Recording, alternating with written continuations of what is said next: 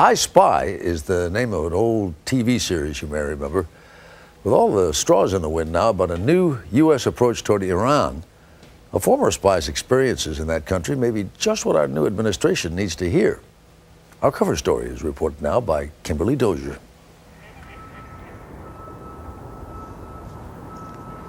Where do old spies go to retire? Come on. This one came to Berkeley, California. Good ball, Max. For 21 years, Robert Baer was one of the CIA's top undercover agents. In fact, so was his wife, Dana.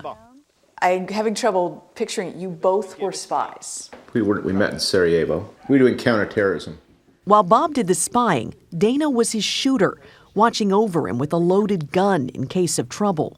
I supported some of the things that he was doing. Now, what does that mean? He says you were a shooter. Yeah. I probably can't say. They left the CIA more than a decade ago, trading the car chases and shootouts for domestic bliss, California style. Last year, they adopted a little girl from their old stomping grounds in Pakistan. They named her Khyber. Should be enough, right? Not quite yet. Bob Baer is still a man on a mission. He spent much of his time as a spy in a deadly cat-and-mouse game with Iran. And he decided to put lessons learned into a new book, The Devil We Know. Lessons he hopes the new American president will heed. Iran is the third rail of international relations. It helped Carter lose his presidency. It almost took Reagan down. It took me 15 years to begin to decode the Middle East, and that's living there constantly. And only then did I start to figure things out. What he's figured out is the time has come for a radical shift in policy. Iran is too smart and dangerous an adversary, he says, to remain our enemy. Iran took American hostages. Iran has backed terrorist attacks on American targets. You're saying see them as a constructive force? Look, I liken this paradigm shift to China. In the end of the 60s, China was going through the Cultural Revolution. Mao Zedong was one of our worst enemies. Yet, Kissinger and Nixon saw the opportunity to change this power around. We sat down and we talked to them and we made a deal, which has worked. Baer believes Iran is not what it seems on TV. An unpredictable, extremist country driven by religious frenzy. He sees a smart, calculating leadership that presents one face to the world while working through powerful proxies behind the scenes. This is how you survive. I mean, if you have a He job, should know. He was trained to do the same thing, living 2 different lives or more for 2 decades. I mean, you got to the point where you just lied all the time. How did you keep the story straight? Oh, you get very good at it. If you lie from the time you get up in the morning to the time you go to bed, you get very good at it. And especially if you're doing it for your country. While attending UC Berkeley in 1976, Baer applied to the CIA on a lark. Before he knew it, he was learning to build bombs. I can improvise. We can go to the hardware store now, and by noon we can blow up a train. I could show you how to do that. We could make a bomb before lunchtime and blow up the commuter train. Yeah, oh, absolutely. I guarantee you we could. And it would go, I could make sure it'd go off too. No battery failure.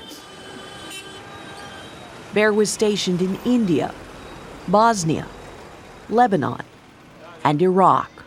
I spent time in Iraq in the middle 90s as the chief of station in the north. You recommended to President Clinton that he should take out Saddam. Oh, absolutely. I mean, I thought the problem in Iraq was Saddam and his sons. They were pathological murderers. This is my pride and joy. He left the CIA with distinction in 1997, but only after being investigated for murder. What happened was, because of Iraq, because of trying to kill Saddam, I was investigated, and my entire team, by the FBI. It was miscommunications in Washington because the CIA forgot to tell the White House. Did you try to kill Saddam? Within the parameters I was allowed, that's as far as I can say. So you were accused of murder for trying to kill Saddam Hussein when you were under orders? Yes, I was under orders, and no laws were violated. Back in the States, he found coming in from the cold wasn't going to be easy. It's like when you come back from a trip, you like to sit down with your friends, your slideshows, and say, this is what we did. You can't very well sit down with your neighbors and say, oh yeah, we had, my partner got ambushed and shot with a machine gun. You can't. So he put his stories down in print. And his autobiography became the basis for the 2005 Oscar-winning film, Syriana. Baer's role was played by George Clooney.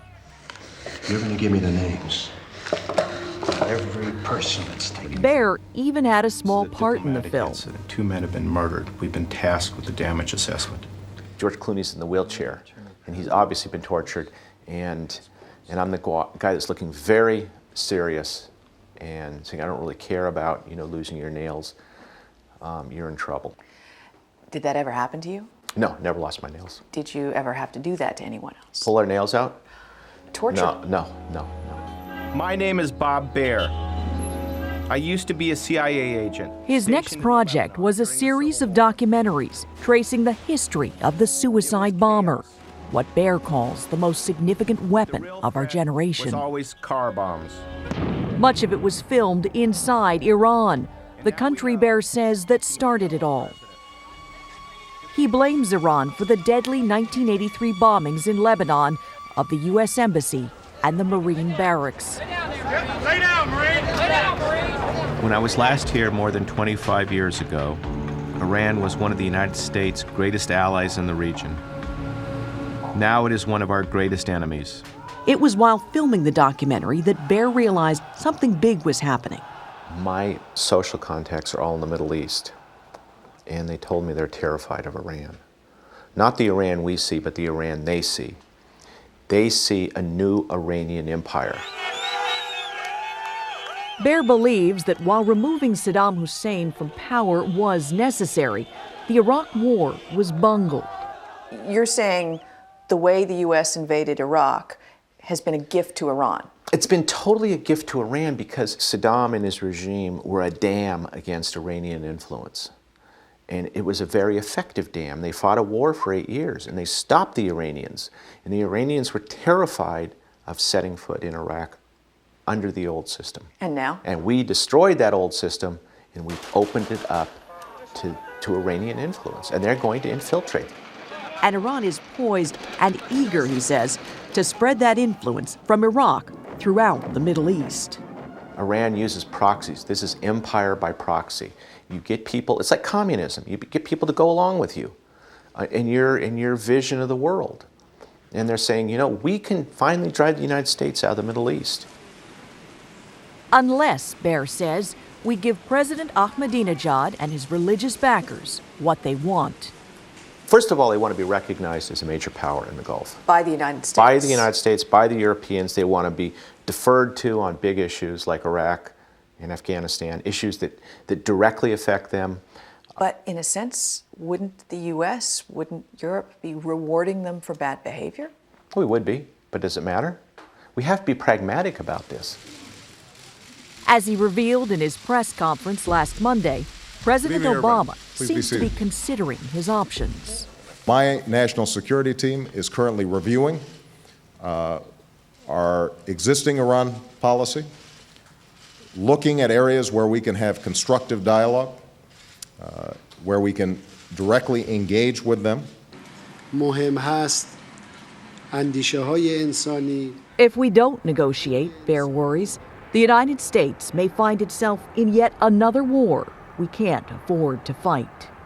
And do we really want to take down the most powerful country in the Middle East? I mean, we've just taken down Iraq, the second most powerful country, and it hasn't done a bit of good for anybody in the region. It's a mess. It's a mess, and it's going to remain a mess. Let's talk them back into the game of nations. It's a provocative idea from a man who's led a provocative life, one who knows how dangerous the world can be from the inside out and is still trying to change it. Hey, Cobber. She doesn't want your hand now that she knows.